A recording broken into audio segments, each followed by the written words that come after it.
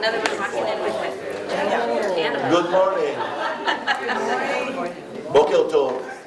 Boker Tov in Hebrew means good morning. It's like you broke your toe. Boker Tov. Yeah. Well, you don't mind me sprinkling some Hebrew words from time to time. Oh no, it's good.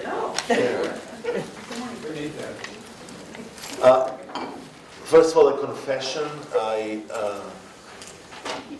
I doubted that all of you will bring the material from home. So I asked Kelly to make 50 more copies, and none of them was taken. My Jews, on the other hand, our Xerox machine at Temple always works extra because no one remembers to bring their material. So you guys are outstanding, outstanding. Now, will you tell them that I actually vouched for that? Yes, absolutely. We had a discussion, and she won the argument completely. I'm so amazed. Which, of course, puts a little bit more burden on you to remember to bring it next time. That was a kind of a way of remembering. I'm honored that Dr. Ellis is here this morning. If it wasn't for him and for Chris, this idea would not come up. And I appreciate the embrace that I'm receiving from you and from this congregation. Okay, so we talked a little bit about, again, Midrash. And remember that this is the first step. The first step, of course, is dealing with the Midrashic material for the story of creation. Just to make sure that you understand that there are so many opinions about every verse and every letter in the story of creation. And this will continue with the next two chapters. One will be about Revelation. What really happened at Mount Sinai? You'll be surprised. And also the redemption, messianic hopes, the messianic fervor, which will be the last chapter.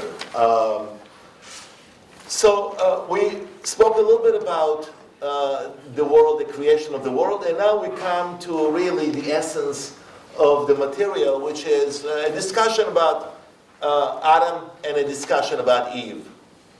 I already gave you a little bit of a taste of how much the angels did not enjoy the creation of Adam. They didn't know yet even about Eve. But Adam, they resisted with a full force. Why was that? What is the purpose of the rabbis in creating this conversation among angels about the creation of man? What's the purpose?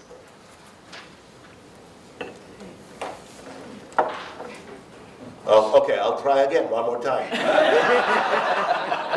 Just bringing the material is not enough. There will be a dialogue here. What is the purpose of having so many stories, Midrashic stories, about the objection of the angels to the creation of man? To talk about jealousy and envy. Beautiful. To actually highlight our shortcomings and to be able to what? Address it. So definitely about the jealousy, about the evil in men. I mean, they are there to create an imaginary dialogue between angels and God in order to sharpen the qualities that the reader or the listener to that Midrashic material can think about the way they need to behave in God's world. Remember the Midrash about trying to hide God's image. Fine, they agreed to the creation of man, but then one more attempt to steal God's image. Because they wanted to be by themselves with God. And the story of the angel who said, the best place to hide God's image is where? Inside of man. He will never discover that. I mean, so you sit and you listen. When the Midrash is weaved into a sermon of a preacher, and you start thinking about yourself, and you say, did I have a knowledge of God's image inside of me?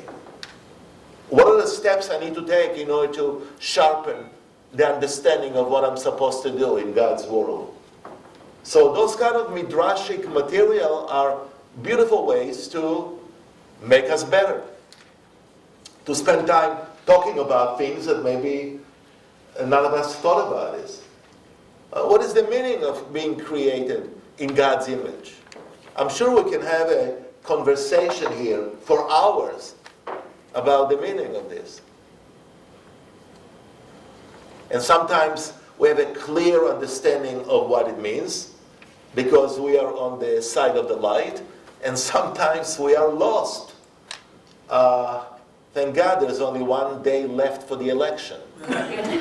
Sometimes I asked permission if I can use those kind of statements last week, and they gave me permission. So you have trained them well. So, I mean, how do you move from the light to the darkness? And we all know that sometimes we move back, and we slide, and we go up, and we slide. And those are the kind of moments where we need to talk about God's image. Again, I mentioned that we don't have anyone to follow except God. I mean, we don't have in our tradition plugged in amazing characters, flesh and blood, that you guys have. I'm talking about saints or Jesus. No one ever suggested to follow Moses. No one. Well, maybe you understand why. I mean, just look at the 40 years of wandering with Moses in the desert. Who wants to follow Moses? Who wants to be angry, jealous, not taking care of your wife you left back with 2 kids when Jethro comes and reminds him of that? Constantly angry. I mean, it'll be nice to put Moses on a therapeutic bed to try to find out what exactly was going on. By the way, there are midrashic compilations. Now I'm going to start again from the beginning, remember? There is a beautiful midrashic collection about the death of Moses and the difficulty of Moses to accept Joshua as the leader.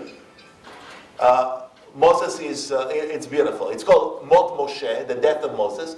And they were able to put into this, that book exists, by the way, in the Apocrypha. So I'll spend a minute about Apocrypha. So we really don't know who the author is. And it wasn't, there was no desire on the part of the people who redacted the Bible to put that book in. But it's fascinating to read part of the Apocrypha, the books that were left outside of the tradition, about the death of Moses. Moses, for example, wanted very much, are you kidding? He has this dialogue with God. I cannot go to the promised land.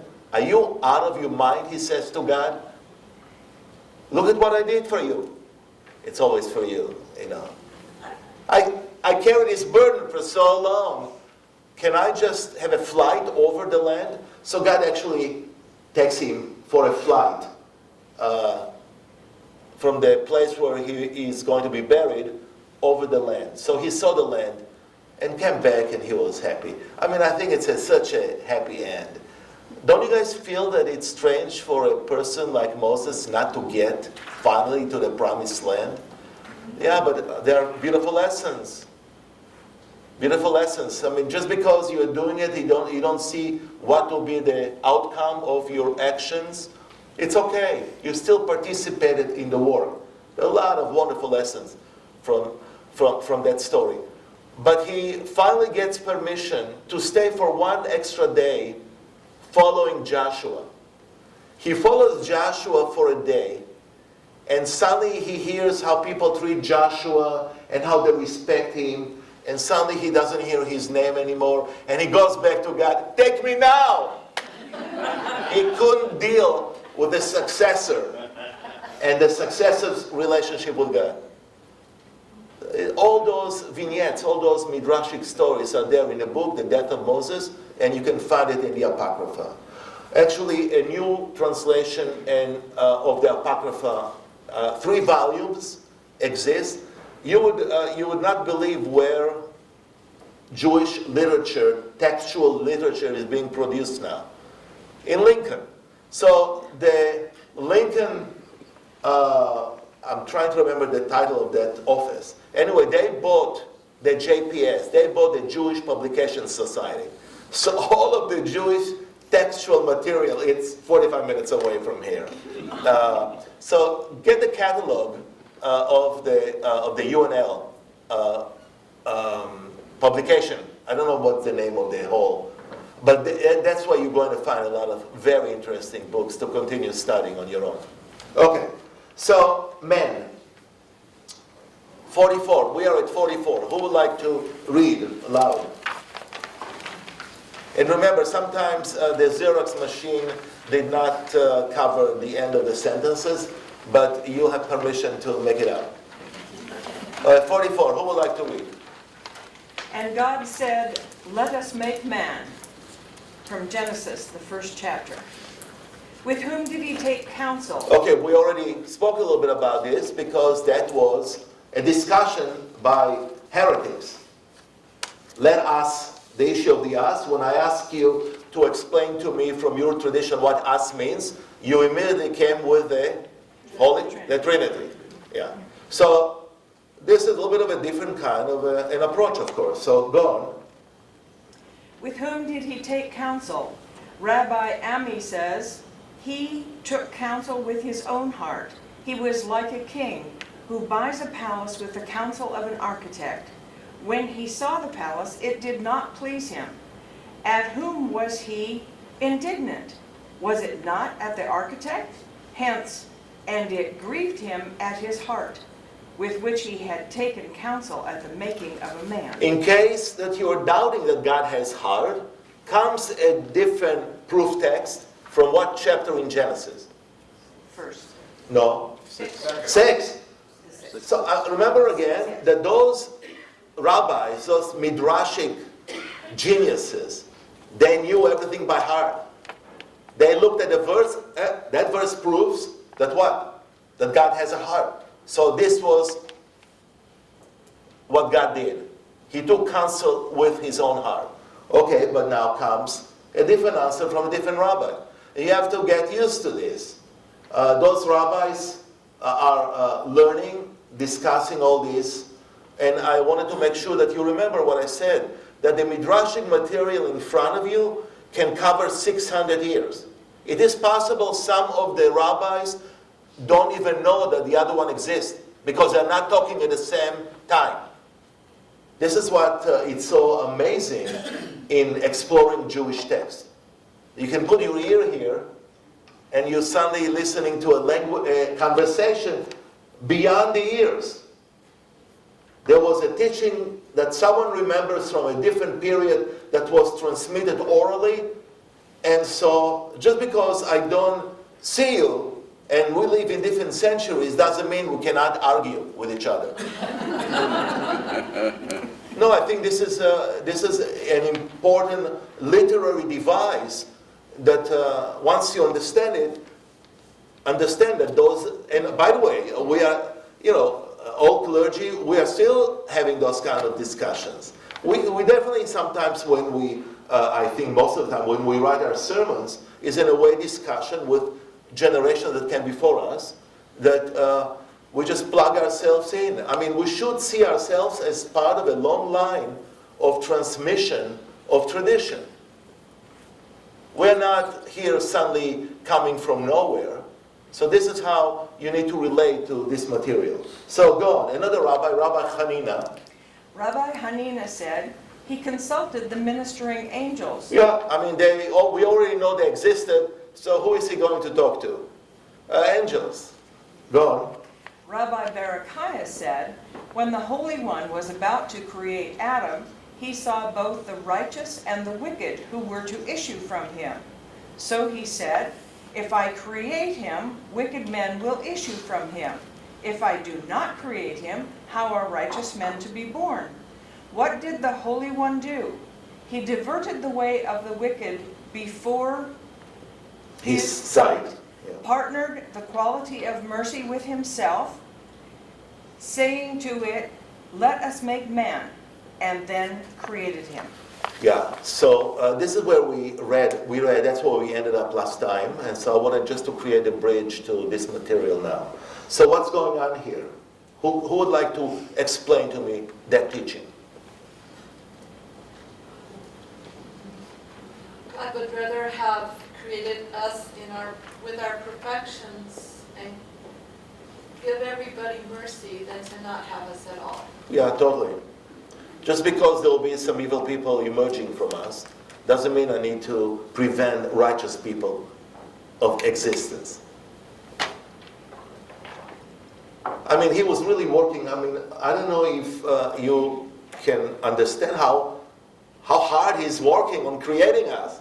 Oh my God, if God is so involved in having those thoughts for or against, wow.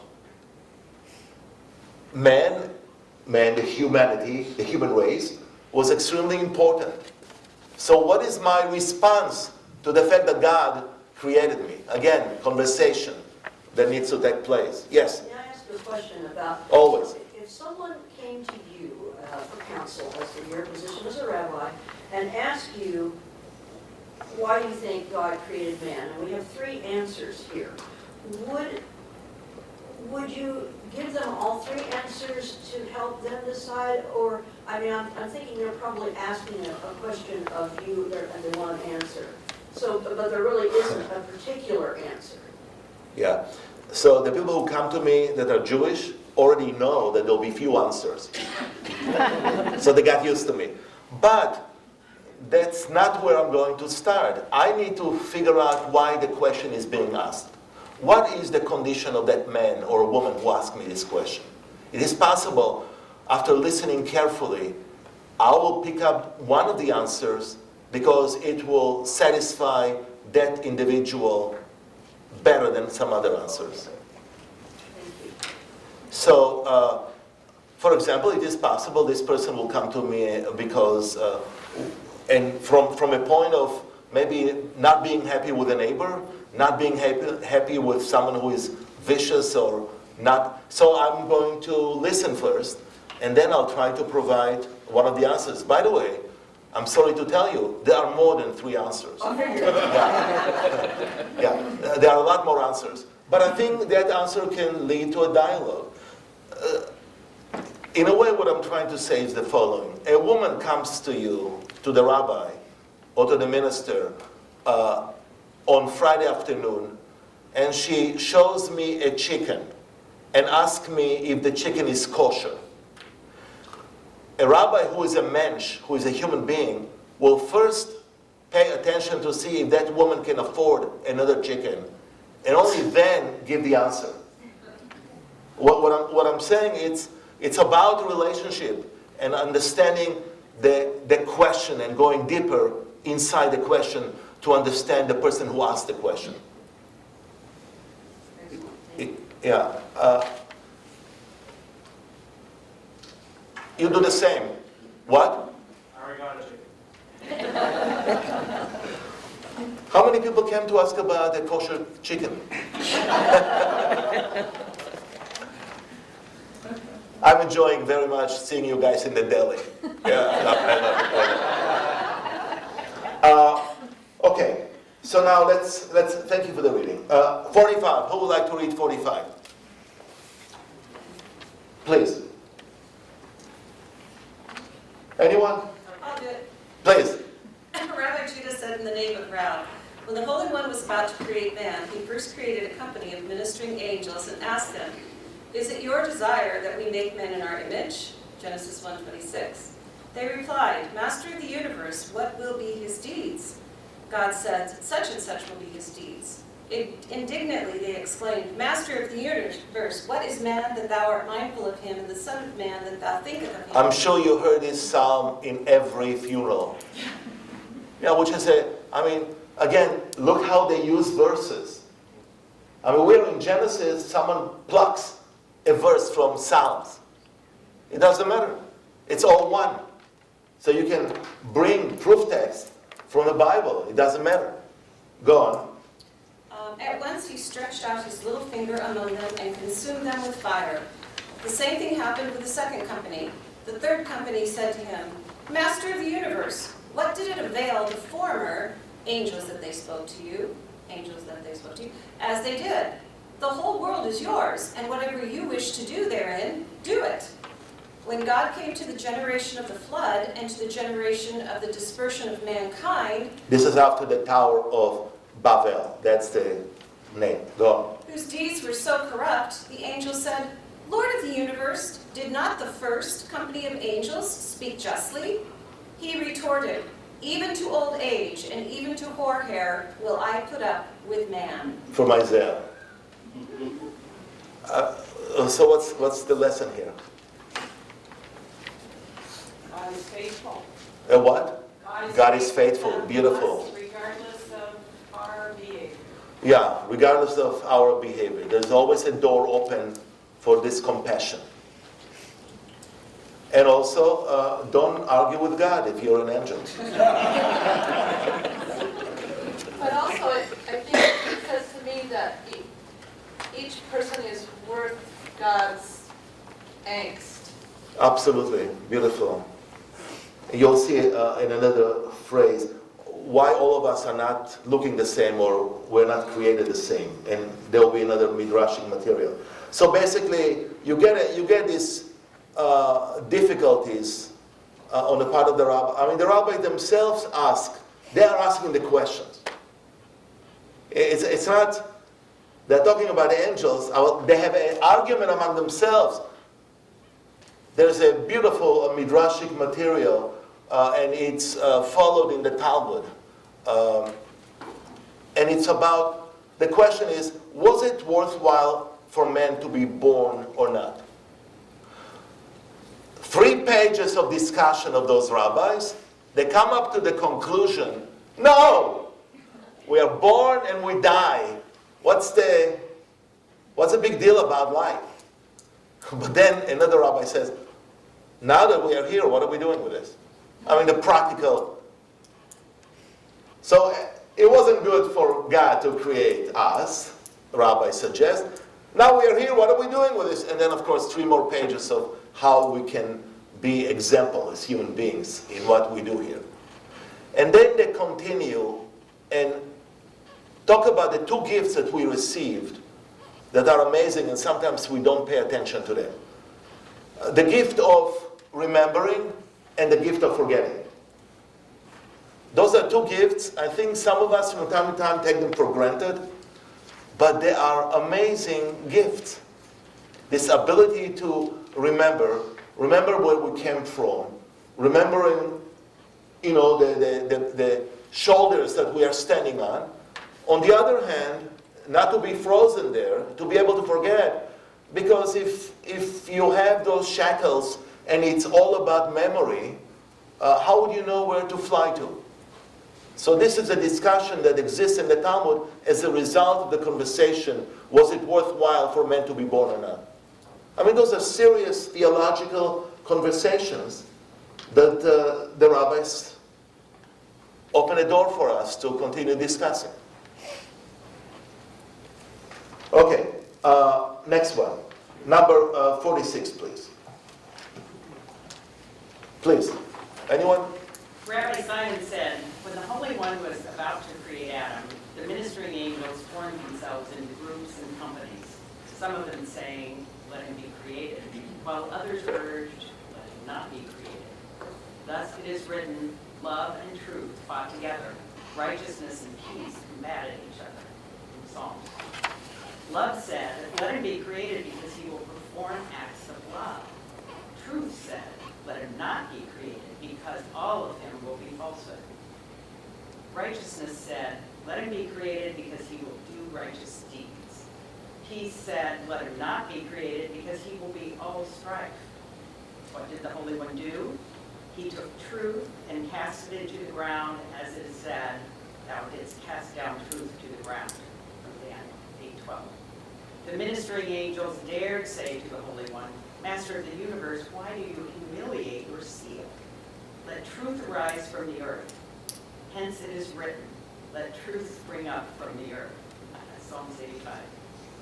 The elder, Rabbi Huna of Sephoria, said, while the ministering angels were parleying with one another and disputing with one another, the Holy One created Adam and then said, what are you parleying about? Man is already made. Okay, what is the depth of this teaching? Everybody's right. There's truth that can be shared by everybody, okay, And God will be God. totally, at the end. But this idea of why does God need truth to be in heaven? I mean, this idea of throwing truth to the ground. First of all, it's not just about the story of creating of man, but this is a story about the qualities. I mean, the righteousness, the truth, the peace, those four measurements that are in the hand of God, they're there to create a full human being. But God is realistic too. I'm casting truth to the ground because it has to spring up from there. Truth has to be found on earth. That's the goal. Well, it certainly has not been around lately, as far as certain things are concerned. Yeah. But when you say it has to come from the earth, We need to work on it. yeah. I mean, we're dealing, not to bring politics up in church, but we're dealing with lies and more lies and more lies. And how do we work, what do we do to bring that back, to bring people realizing that it's not okay to lie, that you need to be true? I'm sorry, I'm getting mad here. We wait till day after tomorrow. Even then, though, I mean, it just, There will be a lot of work to be done after the day, what are we after teaching tomorrow. our kids? That's the thing Yeah. that just, Yeah. Sorry. But get on my soapbox. the election is not the only place to witness the lack of truth. I mean, That's true. I think we should look into our lives, personal lives, and try to do the best we can with who we are and what comes out of our mouth. And we all are at fault. Sometimes we manipulate things according to how we want to do it. By the way, they struggle with this too. I mean, the reason why they have those different responses to the creation of man is, again, this, what is the right way? What are the right qualities that God created us with? And so it allows for a conversation. By the way, I would never allow any political discussion in my synagogue. No, I'm just kidding. You don't have to apologize. Yes? If the rabbi determines that she cannot afford another chicken, is that a lie or is that a different truth? No, it's dealing with a measure of compassion and caring for other human beings. I mean, I use it as a... by the way, I'll tell you later where to buy a kosher chicken. But a rabbi, I mean, I never got those kind of questions because my discipline, I'm progressive, liberal. I wish some people in my congregation will ask me about kosher chickens. Anyway, the issue is the rabbi that interprets the law, the commandments, the 613 commandments, by reading every commandment and playing it to the final word, or looking at a human being that comes and asks the question. I will always fall into the human being that comes to ask the question. Right, but isn't that more of the truth? He will find, the rabbi that is compassionate will find the reason why the chicken is kosher. or he will give her money to buy another chicken. But that's what I'm talking about, the way you see it in judgment. And what do you need to judge? I mean, I think you cannot be a rabbi that is just by the letter of the law without opening the eyes to what else is happening. Or a clergy. I'm sure there are some issues that come in of doctoral illness that are difficult too to manage, and I know that he will do it in the right way. Okay. Rabbi, I'm having a little trouble with the truth being negative and thrown into the ground, because when I think of the writings of Paul, he says the truth will set you free. So it works for you? I mean, that verse works for you? Yes, it does. Beautiful. So, I mean, I know that's not from the Hebrew Bible, or at least I don't know where it would be in the Hebrew Bible. But I just have never thought that truth, that real truth, is negative. no, but it has to be practiced by us. There is no reason for truth to dwell with God. God already is exposed to that quality. What this Midrash is teaching, that truth has to be used down there, where we are. Oh, okay. That's what the meaning of the Midrash is. Okay. Yeah. Thank you. For some of the qualities of God, just to remain in heaven, I think it will be a waste. Okay. God is perfect. We are the ones that are struggling on earth with those kind of qualities, constantly. So I think there is a big teaching here about how we need to use the gift of truth among ourselves. Okay. So, Dr. Elmas, you want to provide, so, you didn't know I'm going to do this to you. No, it was interesting because Chris last week came at the end, and there was a conversation about the dualism here. So do you have the explanation, or maybe opening the door for the verse from Paul? Well, I'm thinking about this passage here, really, the lesson my father taught me at a young age. Said Johnny was right, dead right, but now is as dead as he was right. Johnny had the truth, right? But the truth did not have practical application in that moment. To me, that sounds like a case of that. The truth was true. Yes, we would create all this mayhem, but God still wanted to create us, right? Yeah. What do you say? But it's a tool that we received as a gift to use. Thank you. I'll try not to put you on the spot. The other thing that occurs to me is this passage is at the end of while you're arguing God created man, is that it seems to me that there are a number of places in the Bible where we are reminded that we're not going to understand anyway. That there are some things that perhaps go beyond our capability to understand, and we're being reminded of our humanity. Our frailty. Yeah. Yeah. Beautiful. It's good to discover that we are not God. It's so calming. Once you realize that you're not God, oh my God, it's delicious. But it takes some time to work on it. That you're not the center of the world. Let's continue. Let's use 47, please. Please, 47. Who would like to read? Yes. Rabbi Huna said, in the name of Rabbi Ayub, God created Adam with due deliberation. Wow. It's so good to know that.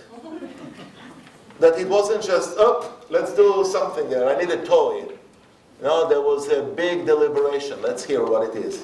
He first created the means of man's sustenance, and only then did he create him. The ministering angel spoke up to the Holy One. Master of the universe, what is man? Okay, so they use the same verse. This is another rabbi using the same verse from Psalm to teach something else. Go on. Master of the universe, what is it that man art mindful of him, and the Son of Man that thou thinkest of him?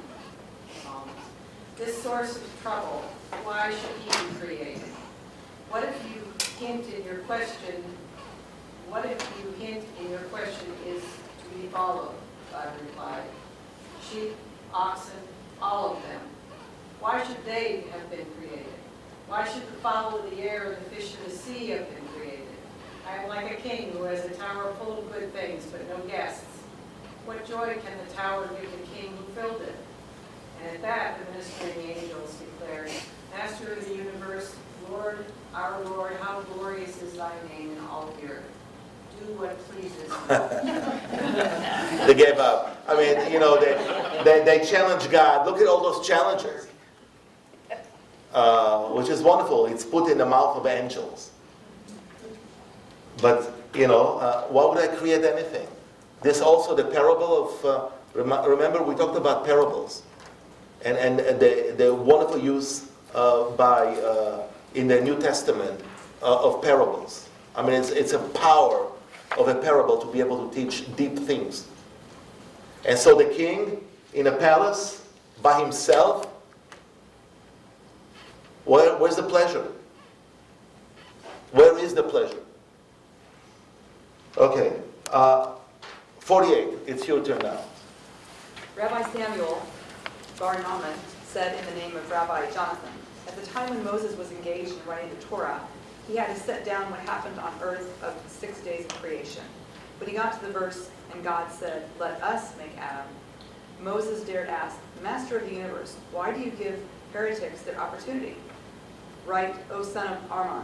God replied, whoever wishes... Wait, just a second. So what is the concern of Moses? Moses sits down and writes the Torah. What is his concern when he gets to the verse, let us make man? We already talked about this a little bit. There's more than one God. Yeah, maybe there's 2 gods, 3 gods, I mean, a whole bunch of gods, yeah. So Moses is very aware for the name of God. I mean, he had this relationship face to face, so he's trying to, maybe you can change the language here, instead of saying, let me make man, it will be a lot easier. There'll be no heretics challenging God at that time. So Moses is defending God's honor, okay? So God is going to respond to him. Whoever wishes to err, let him err. The Holy One then added, O Moses, this Adam who I created by myself, will I not cause both greater and lesser men to issue from him?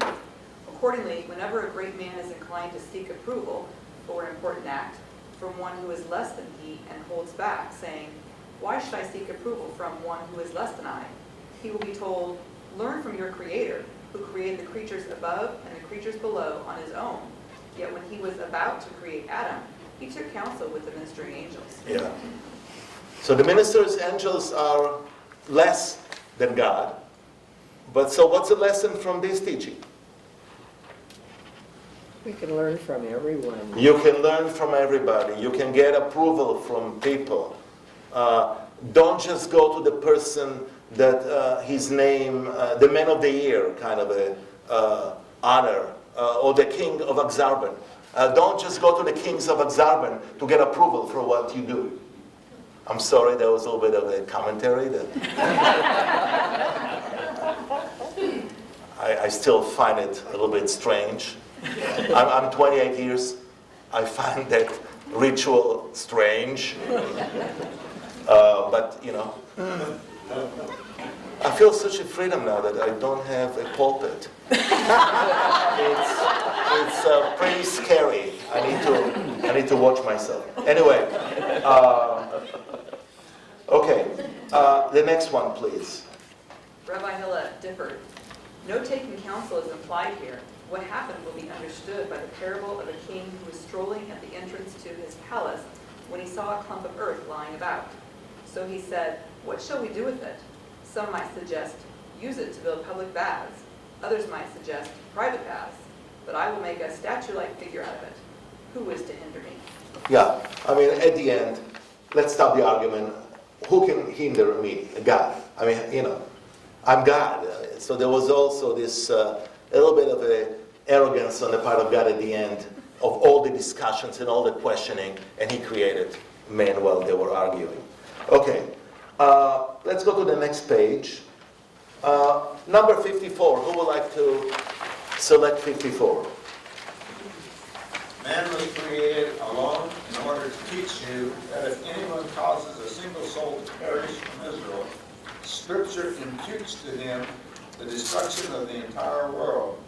And if anyone saves alive a single soul in Israel, Scripture imputes to him the saving alive of the entire world. Wow. So, what's the question here? How did they start this conversation? Why was Adam what? Created. You know, why one? Why couldn't God? I mean, aren't you a little bit concerned about the fact that suddenly the world is full of people? It started with one person. And I always get questions. So how Cain had a sister? And who, you know, those are such irrelevant questions. But why God created, why the world started with one man? Okay, so let's continue.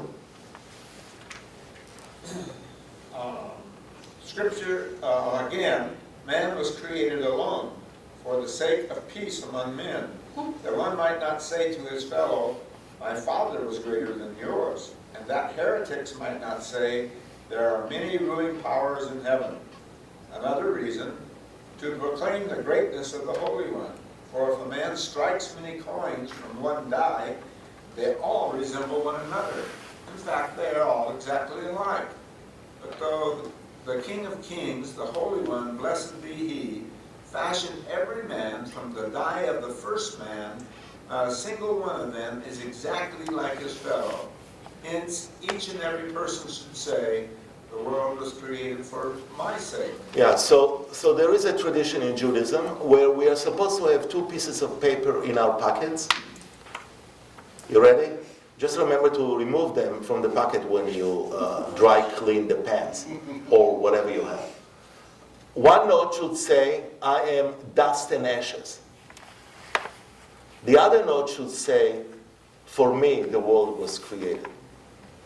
This ability to move, actually I know of people who have those pieces of, those notes in their wallet or in the purse. To be able to, from time to time, when you're haughty and arrogant, to look at the note that says, I am dust and ashes. And then at other times when you're very low, to be able to look and read, for me the world was created. That's why it started with one individual. Yes? I'll take a chance and poke at you. That sounds like dualism to me. Wait, it didn't sound to me like that. It looks like anti-dualism.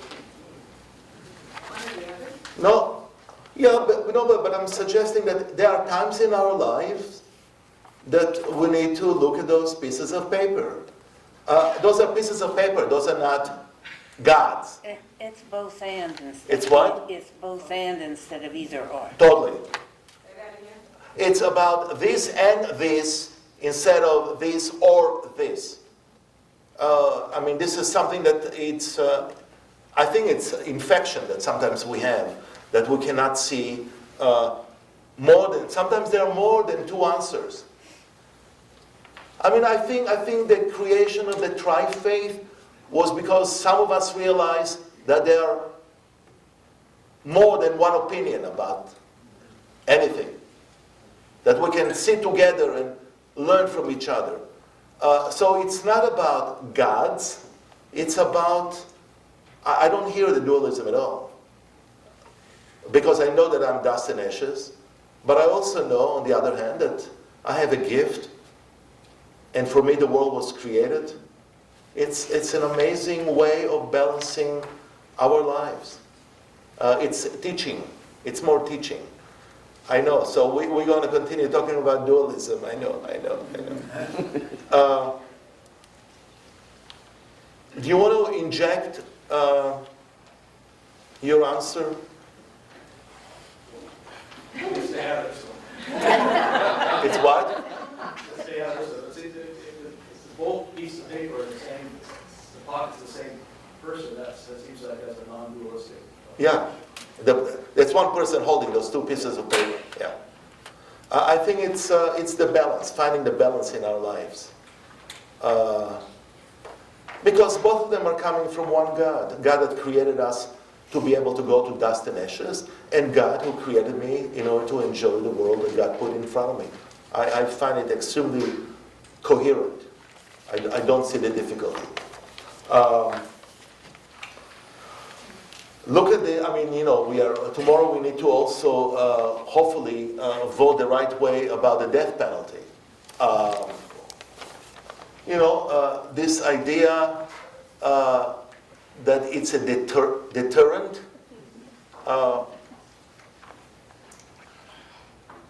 For me, the world was created, and whoever destroys one person, it is as if he destroys the entire world. Why would I collaborate with the killer by doing exactly what the killer does? I mean, there's some issues of theology that are problematic here. So I have been, and I know both of us are in the same group of ministers that are trying to retain what the legislative board has done. We don't have the same money like the governor has to influence opinions here. But if you play out the dust and ashes and the creator of the universe, the universe was created for me. Yeah. If you play those out, there's danger in believing you're either one of them. Why can't you believe that you are both at the same time? I mean, I agree with... If I think that I'm dust and ashes, Yeah. then I will do nothing for other people. I will think my life is worth... Well, that's why you have the other note. Right. So either, if you go strictly to either one, you're headed for trouble. Totally agree. I'm in agreement. It has to be both. Of course. I just suggested different pockets. Yeah. Yeah, that's all. I try to explain it visually. But you can put them in the same pocket. I will never ask you to do anything else. No, but I think... On the same piece of paper. Oh, on the other side. Perfect. We are saving paper here. It has to be here, by the way. It doesn't have to be in a paper. It has to be who we are. And to try to live every day by that teaching. Because the other one is also, as you said, can lead to disaster. I'm it. For me, the world was created. I can do whatever I want. Yeah, of course. Oh, you guys like this, huh? Okay. I can see few hands in the afternoon writing those pieces of paper. Okay. How about 56? Who would like to read 56? Man was created on the eve of Sabbath, the last all created beings. And why? Lest heretics say the Holy One had Adam as partner in his work of creation. Well, I'll stop here for a second. Do you see how many times the word heretics appear? What is the meaning of that? What was going on when those things were written or orally transmitted? They were orally transmitted first and then they were written. Non-believer. Yeah, and you have a world that is confused. We talked about this. We have a world that is suddenly sucked into a vacuum, and all those opinions and views are inside there like a big boiling pot. And so there's constant discussions and constant approaches on the part of people. By the way, we have them today. I mean, I love when on Friday at 4 o'clock in the afternoon, two beautiful men dressed with a suit and a little tag that tell me that they are from the Mormon church, knock on my door and try to convert me. I love this. No. By the way, we are extremely polite in my house. So we open a door, I invite him in. My wife has something sweet in the refrigerator all the time.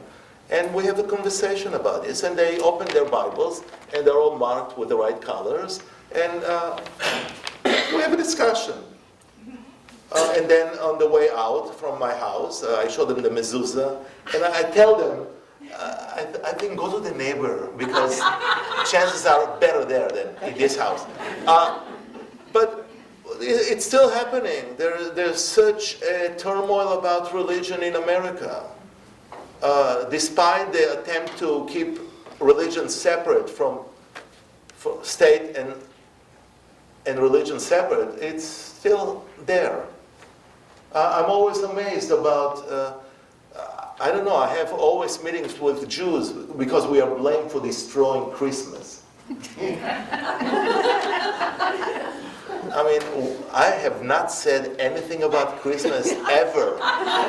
On the contrary, I take my kids when they were young and we went to see the colors and the beautiful homes and the decorations. I love Christmas. The war on Christmas. Who? Where? Anyway, heretics exist all the time. Questioning and discussions exist all the time. That's one of the main reasons why all of us have to stay very educated. We need to be able to answer heretics, or to answer people who actually,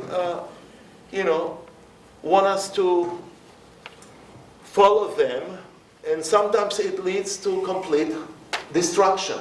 So you're saying heretics are just the ones that are providing the most dissent in that discussion?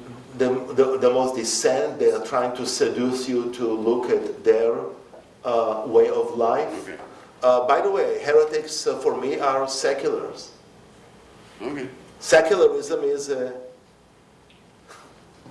definitely. By the way, sometimes the rabbis just put the word heretic because they never met anyone else that said anything, but they wanted to create the discussion. And so again, I'm mentioning something I mentioned last time. When there is a midrashic material that starts with Roman matron, or a philosopher, or a Roman maid, when you have suddenly those names used, don't really read it only as in the marketplace, this philosopher made the rabbi and asked him those questions. Sometimes they create those characters as a literary device to explain their philosophy, their teaching. And I think it's important. Okay, let's continue with that. Another answer, should a man's opinion of himself become overweening, he may be reminded that the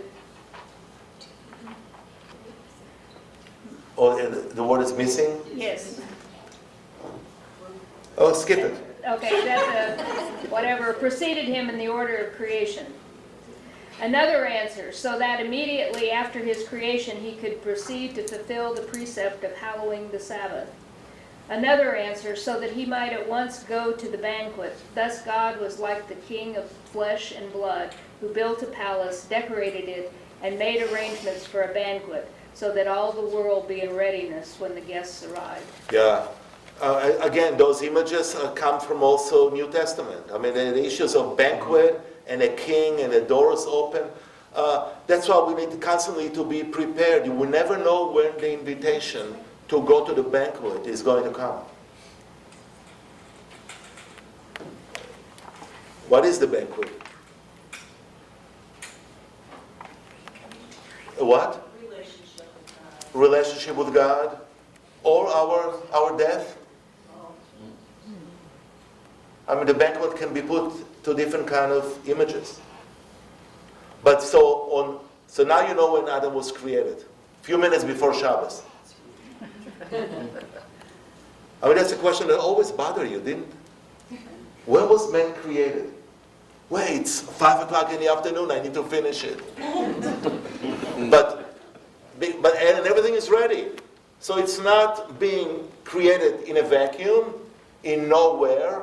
The whole world is ready for what? For man and a woman, of course, for the humanity. Because we have roles to play in this world. That's why global warming, that's our responsibility. No, it doesn't exist. Oh, okay. I'm going to vote for you if you continue saying it. Those are the issues of the need for God and the need for us. What is the relationship? And so all those midrashic material shows you the relationship. How about 60? Number 60. Please. Rabbi Jeremiah ben Eliezer said, when the Holy One created Adam, he created him hermaphrodite, bisexual, as is said, male and female created he them, and called their name Adam. Wow. So what are we arguing about separate bathrooms? I mean, because this is what you understand from chapter 1 of Genesis. We have both. Okay, now what happened after that? Continue. Rabbi Samuel Bar Nahum said, when the Holy One created Adam, he made him with two fronts. Then he sawed him in half, and thus gave him two backs, a back for one part and a back for the other part. Someone objected, but does not Scripture say, and he took one of his ribs, Mitzal otav. Genesis. Rabbi Samuel replied, Tzalotav, yeah. may also mean his sides, as in the verse, and for the second side, Zela of the tabernacle. Okay, let me explain what goes on here. So, the rabbis also were confused with chapter 1 and chapter 2 in Genesis. What's going on? I'm sure their followers knocked on the door. We need explanations. So how is it back? We know that he didn't create from the back. Tzela. Tzela has in Hebrew two meanings. One is a rib, and the other one is a side, just from the side.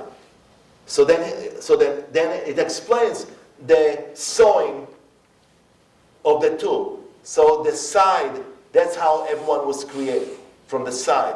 So this is again the usage of Hebrew and working with the Hebrew language. And I mentioned to you, this is the difficulty of reading this in English in translation. Remember what I said? Reading a work in translation is kissing a bride through the veil. You lose the juice. You lose the deeper meaning. And so that's how what happened. So there's no really problem with the first and second chapter of Genesis. They are saying the same. That's what the rabbi says. And they have a position because they all know the Bible and they argue about every word. So this is why. So the tzela, they bring a verse about the tabernacle where the Hebrew word is tzela, and tzela again is a rib and a side, the side of the tabernacle, or side.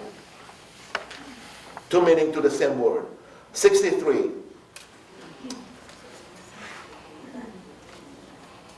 Who likes 63? It is said in the name of Rabbi Elazar, as the Lord was creating Adam, he had come to the stage when Adam had the form of a golem. I'll explain in a minute.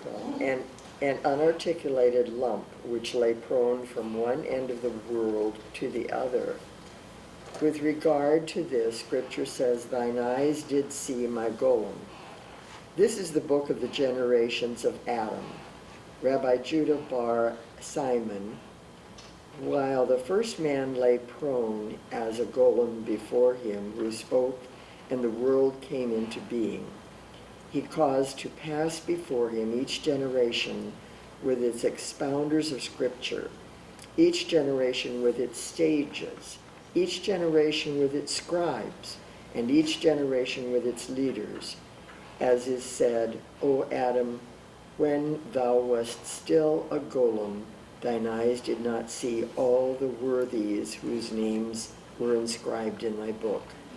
O golem, all that your eyes have seen had already been written in your book, the book of the first man. What's a golem? What? Clay? Yeah, it's a chunk of clay. There's a beautiful opera about the golem. By the way, what happened to the golem in the opera? Are you guys seeing it also in Disneyland cartoons? The way the golem wakes up is by putting the name of God underneath the tongue, and then it becomes active. Golem. The golem is a legend that is coming from Prague. You'll be surprised when you go visit Prague. In all the places where the name Kafka appears, every other coffee house in Prague is called Kafka. And then there are books in each of those coffee houses about the legend of the golem. So the golem is a creature almost like a robot. The way he becomes alive is by placing the name of God, the 4 letters of God's name, underneath the tongue of that creature, and that creature starts doing whatever you want. And if you don't take the name of God out of underneath the tongue on time, he can bring destruction, or he can bring a lot of water and flood the house. Is that kind of like the Gollum in the Fellowship of the Rings? Not to bring books into No, it's beautiful. I think that's why the name was used there in that movie. Because he was kind of a lump. A lump. He could go either direction. Yeah. You don't know. So the first Adam that was created lay like a golem. It's a great word. By the way, sometimes if you see your spouse is not moving from the couch, golem is a wonderful way to call him or her. Golem. Someone that doesn't really have life inside, but needs to be motivated. In a way, many times we catch ourselves in that position too, of just being so tired or so exhausted, and a little bit of a ootzing and pushing needs to happen. I don't know if you put the name of God underneath the tongue, it will wake us up. But again, this legend, this story, this tale of the golem, and so that's how Adam is created. And then God, it's almost like the travels of Gulliver. Do you remember the scene from the book where all those creatures, they capture him, and all those little creatures, Lilliputes, are appearing on his body. That's exactly what God saw. God saw all the generations of this man and who will be there. And so the same kind of a image of how this is created. Okay, we're done with Adam. We have to move to Eve.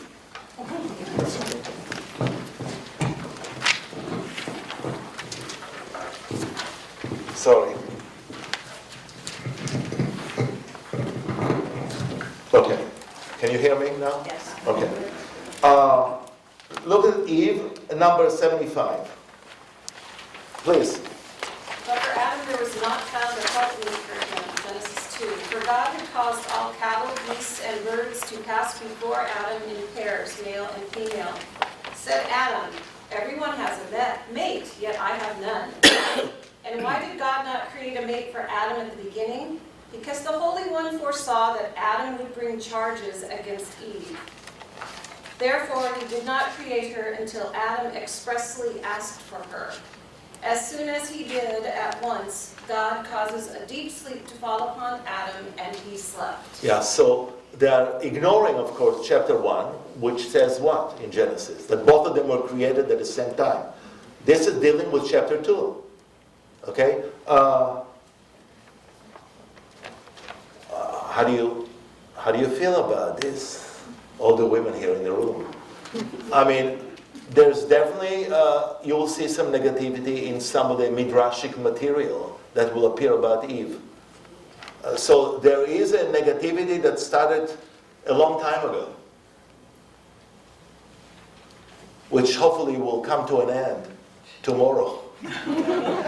No, I'm talking about the way, this constant ceiling that everyone is talking about.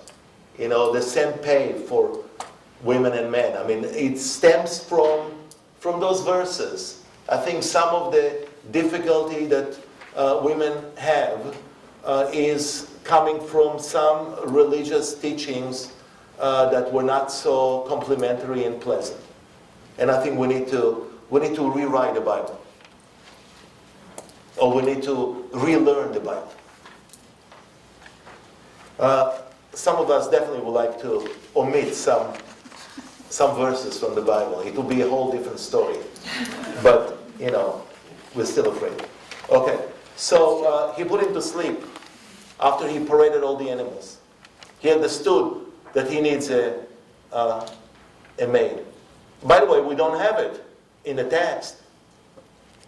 There's no Adam that goes to God and says, I need a woman. No, that's an invention of the rabbis that put those words in the mouth of Adam. Because it's not good for a man to live alone.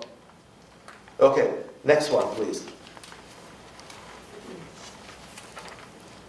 The next one, we can do 78, please. A Caesar once said to Rabban Gamliel. Here's an example that maybe never happened. Caesar spoke to Rabbi Gamliel. It's like the president spoke to me last night, something like that. So, but it's there to create tension. Go on. Your God is a thief, for it is written, and the Lord God caused a deep sleep to fall upon Adam, and he took one of his ribs.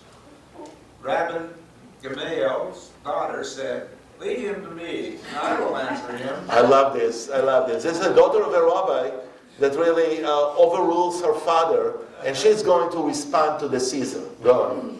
Turning to Caesar, she said, send me a police officer. Why do you need one? He asked. She replied, thieves came to us during the night and took a silver pitcher from us, leaving one gold in its place. Yes. Would that such a thief came to us every day, he exclaimed. So the Caesar says, I wish those kind of thieves will come to my house and replace all the silver vessels with gold vessels. Go on. Ah, said she, was it not Adam's gain that he was deprived of a rib and given a wife to serve him? This is such a beautiful introduction to a wedding homily. Isn't it? It's beautiful. It's there written so well. I don't know if I agree with giving a wife to serve him. No. I'm not quite sure. I know. You'll never be happy with everything. Come on. Why can you enjoy the small joy of the silver and the gold? Yeah. I agree. Again, those are things that were said orally for many generations. Who knows if the quotation is correct? But it's a nice teaching. It helps men to realize what the wife is all about, a gold vessel. So the need for putting this kind of a teaching is what? Maybe there was a time when women were not appreciated and were not looked upon this. That's why the daughter of the rabbi is responding. I love it. Okay, go on. Next one, please. 79. Could I go back to 75? When it said that he didn't create Eve because he knew, to me that's saying because he knew Adam would be, not very nice to her. Of course. God is all-knowing. So God knew already the story about the serpent. Okay. So, but to me it doesn't say because she would be lesser. Because it just says this guy is not going to be very tall. Yeah. Which is true in some families. Not here. Yeah. Not here. Yes. Please. 79, anyone? Rabbi Simeon ben Yasyah expounded the verse, And with the rib which the Lord God had taken from the man, he plaited the hair, bana, of the woman and brought her unto the man. The word bana suggests that the Holy One plaited Eve's hair and brought her thus adorned to Adam. For in cities far beyond the sea, a woman's plaited hair is called a vinyasa. Wow. So they look at a word and they say, wait a minute, this word can be interpreted in 6 different ways. But we know from our time that in some places, woman, hair, this is the word that is used. So, because the question is, why from the rib? Why would God go to the rib of Adam to create? God can create her from what? From any part of Adam's body. Okay? So, so here comes the, I'm going to ask you. Okay, so 76. Look at the discussion in 76.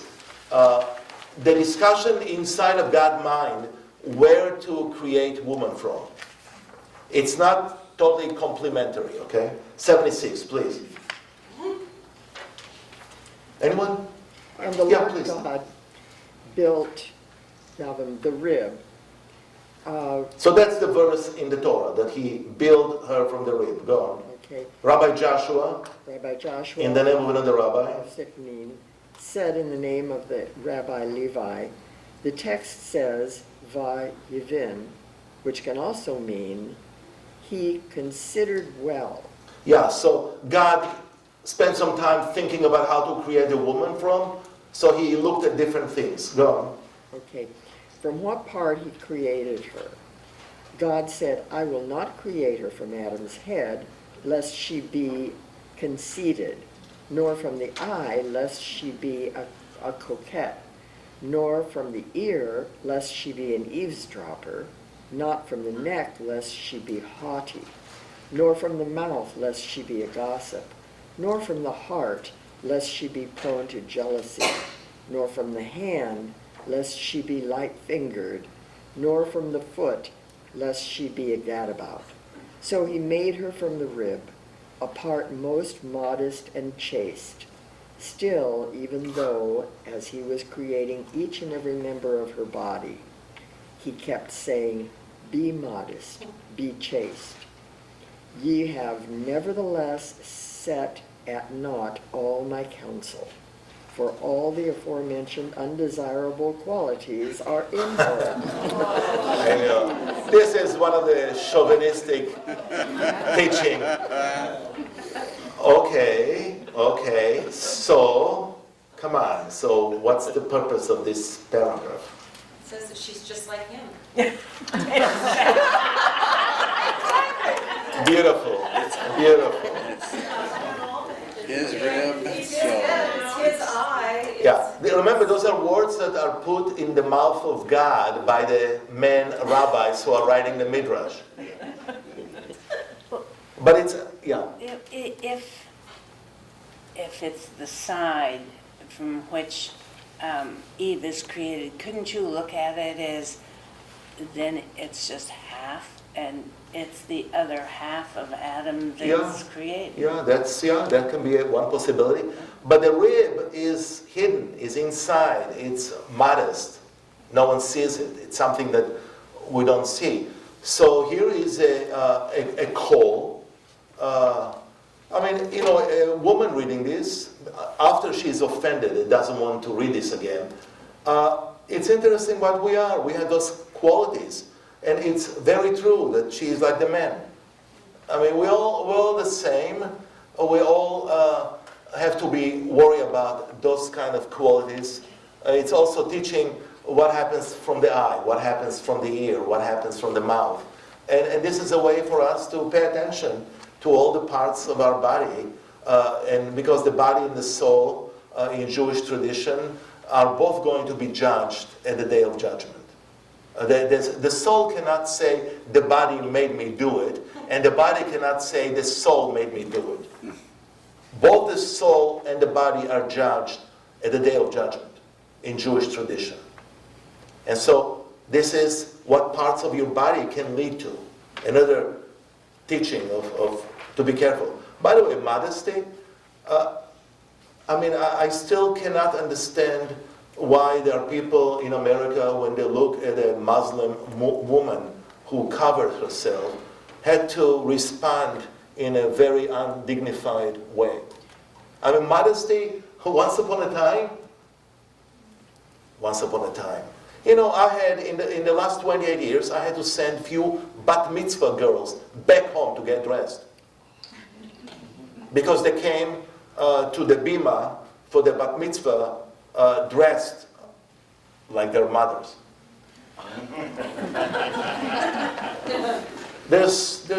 I think there's something of superb teaching about modesty.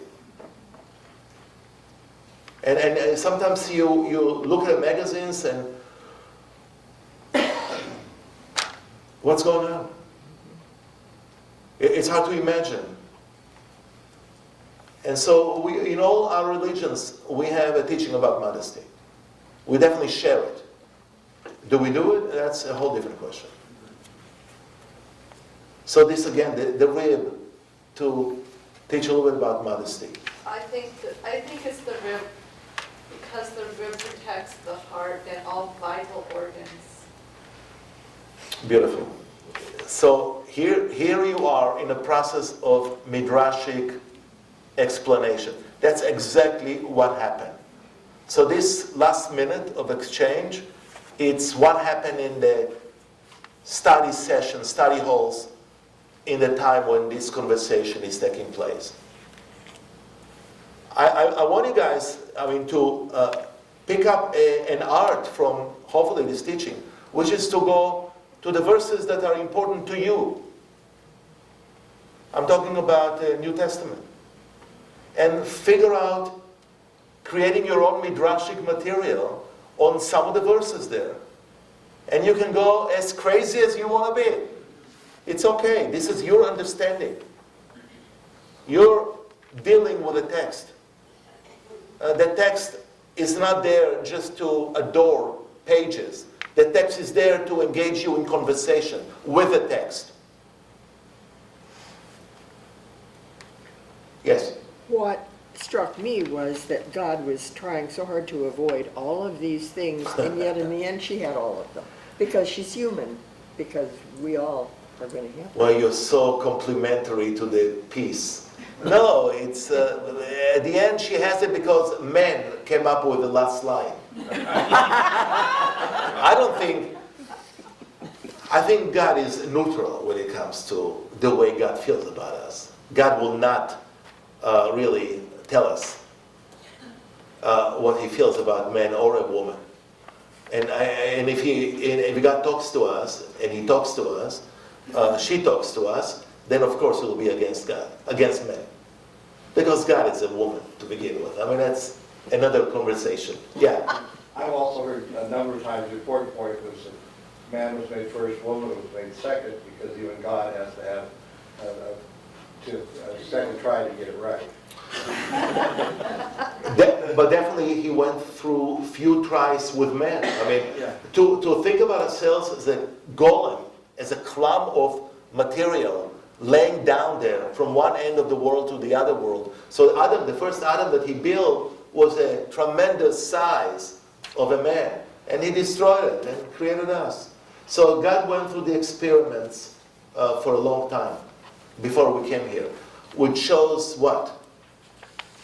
Why do I need to suggest to my readers that God went through a lot of thinking in creating us? Wow, I feel special. If God spends so much time in trying to figure out what we are and who we need to be, wow, I'm going to have the same kind of respect to the Almighty.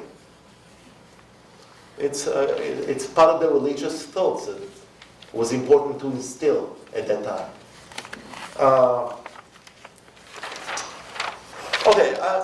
The rest, we're actually, we'll go to 91, we'll finish with 91, and then we'll open for some questions. This is now dealing with the tree of life and the tree of knowledge. Did you ask yourself ever before, I remember growing up, and my mother expected some guests to come to the house, and she will bake this beautiful chocolate cake and tell me 10 times not to touch it because it's for later. And the moment she left the house, I was on the cake. If God is all-knowing, what's going on with the trees? He knew in advance that what? They were going to taste it. They're going to taste it. By the way, forget about the apple. The apple is not mentioned in the story of Genesis. Chances are it was maybe fig, because they made their clothes from leaves of fig. So maybe that was the first fruit, which tastes fantastic when it's ripe. Okay, number 91, please. Come on. What kind of tree did Adam and Eve eat of? Wheat, according to Rabbi Meir. When a man has no understanding, people say of him, he has never put bread made of wheat, the source of wisdom, into his mouth. Okay, so now comes, so what tree was it? I mean, did you ask this question ever? I mean, why not to discuss? You know, we have leisure time now, we're drinking coffee. Let's discuss what kind of a tree was it. So wheat, because wheat is the substance of our lives, okay? Go. Rabbi Samuel, son of Rabbi Isaac, put the following question to Rabbi Ze'era. How can you say it was a grain, wheat? Nevertheless, it was so, Rabbi Ze'era replied. Rabbi Samuel argued, but Scripture speaks of a tree. Rabbi Ze'era replied, in the Garden of Eden, stalks of wheat were like trees, for they grew to the height of cedars of Lebanon. Yeah, I mean, what's... I can create a whole paradise or Garden of Eden. Come on, it wasn't like this world. It was something larger, something bigger. So every sheaves of wheat looked like a tree. Go on. Adam ate grapes, according to Rabbi Judah bar Eli, for Scripture says, grapes of gall, they have clusters of bitterness. Those grape clusters brought bitterness into the world. Yeah, wow. Not all grapes taste sweet. And the taste of those grapes was introduction of bitterness. Okay, so Adam and Eve have to realize in the beginning that this world is not perfect. Go on. According to Rabbi Abba of Akko, it was the etrog. Etrog is the fruit that we use for Sukkot, for the holiday of Sukkot. It's like a lemon. The etrog. Go on. For it is said, and the woman saw that the tree, its wood, was good for food. Go forth and see what tree there is whose wood, like its fruit, may be eaten. You will find none but the etrog. Okay, so now comes the final answer. Rabbi Yos, is it Yos or Yosef? Yossi. Yossi said, they were figs, as may be inferred from the context. A parable of a king's son who disgraced himself with one of the maidservants. When the king heard of it, he deprived his son of high rank and expelled him from the palace. The son then went about to the doorways of the other maidservants, and none would take him in. But she who disgraced herself with him opened the door of her house and received him. So too, when Adam ate of that tree, the Holy One deprived him of lofty status and expelled him from the Garden of Eden. Adam then went about among all the trees, but none would receive him. What did they say to him? They said, so Rabbi Berechiah taught, behold the thief who sought to deceive his Creator. Let not the foot of pride come unto me, the foot that stepped forward in pride toward its Creator. And let not the hand of the wicked shake me, to take even one leaf from me. But the fig tree, whose fruit Adam had eaten, opened its doors, so to speak, and received him. As is said, they sewed fig leaves together. Yeah. Okay. So, in a way, I mean, we didn't cover all of the Midrashic material on the story of creation. It's impossible. There are thousands and thousands more of teachings about the creation. But it gives you a little flavor. When we start discussing creation. It gives you behind the scenes what people of ancient time, those are all people that none of them is alive, but those people thought about the story. They ask similar questions. We are allowed to ask questions because that's what the Midrashic material is all about. It's taking a very, very concise text, not elaborate, not always understood, and gives you permission to engage in conversation with the text. That's what the art of Midrash is all about. And so you who just created a Midrash here for us a few minutes ago, I mean, that's exactly the work that was done. And so I hope you go back now to the creation story in the text, in your Bibles, and read the creation story again, all the way maybe to maybe the first 11 chapters. And you'll see how many more questions exist. And believe it or not, every question that you'll come up already was asked. And answer is there, but it's answer of other people living in different period of time. It's not our answers. So that's how you keep the text alive. That's how you make text holy, when there is engagement in a conversation that comes through the generations. And you can do it, I gave you an example with the Old Testament. You guys can do it with the New Testament. This is the process that will enable us to understand deeper and go deeper into the text that is so important and holy for us. Thank you. Any questions? Yes? In verse 77, or in paragraph 77, which you didn't talk about, Satan was created with Eve's creation. Does that mean if it had just stayed Adam, then he wouldn't have had the temptation of Satan? You had to have two people in order for evil or wrongdoing to exist. Okay, so I just wanted to stay away from Satan. It's not because I'm not capable of responding. I mentioned maybe to you that my thesis in rabbinical school was Satan in rabbinic literature. So I did all the work about Satan in Jewish tradition. And it's the conviction that I have is that Satan is used again for a literary device to create the conversation, to create the difficulties. For example, when Isaac is walking with Abraham to Mount Moriah to be slaughtered by his father, Satan appears constantly in the guise of an old man, looking like Sarah, the mother, to influence Isaac. Satan says to Isaac, "What are you doing here with this old man? Run away, you can save yourself." Satan is there again to create the tension in the text. Judaism never accepted the notion of Satan as a power that is equal to God, a power that can change God's decisions.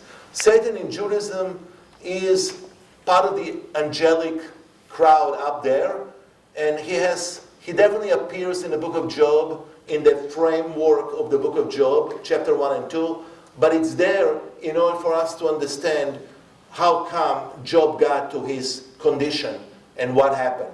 He's there to, the trickster, he's there to create a frame in chapter 1 and 2 to have the story of Job, which basically is how come good people suffer and bad people prosper. So in Judaism, Satan is a literary device to create the tension and to give more answers to some of the difficult things that we read in the text. Satan later, in other pieces of literature, becomes huge, becomes a power that from time to time God needs to deal with.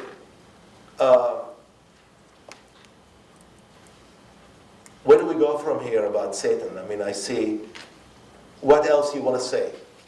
Well, I guess my question is if if a second human being hadn't been created, were we to assume that Adam would have had a different makeup? No. Yes. So the, I mean, the evil, I'm not talking about Satan as an entity, I'm talking about that within us that is our inclination to do evil inclination. Yeah, Judaism accepts the notion that we have both inclinations. Okay. But I don't have to give it a name as Satan. I mean, Judaism deals with inclination, and those inclinations are constantly fighting. But your question has to do with this sentence that says, which implies that at Eve's creation, this evil was released into the world. It had been there. Right. But this is again material written by man. I mean, I think actually more evil is in the world as a creation of man. Women are here to help us. Men are useless. I mean, I constantly feel that if at this moment in the Middle East women were the leaders, peace will be there 20 years ago. The problem is really with the man and not with the woman in the story. By the way, there's another Midrash that we didn't read, which is, where was man when the serpent talked to her? Where was he? Oh, he took some exits? How come he's not there in that meeting? Yes? Are there any rabbis who say that women were created from Golem just like Adam was? No, they just talked about men. Men are the golems of the world. Women are alive. There is a lot of critique about men too in those midrashic material. It's pretty even. Pretty even. Thank you very much. Again, the material for next week is here waiting for you. Please take it on the way out. And I trust all of you because you've proven that you are taking care of the material. I love it.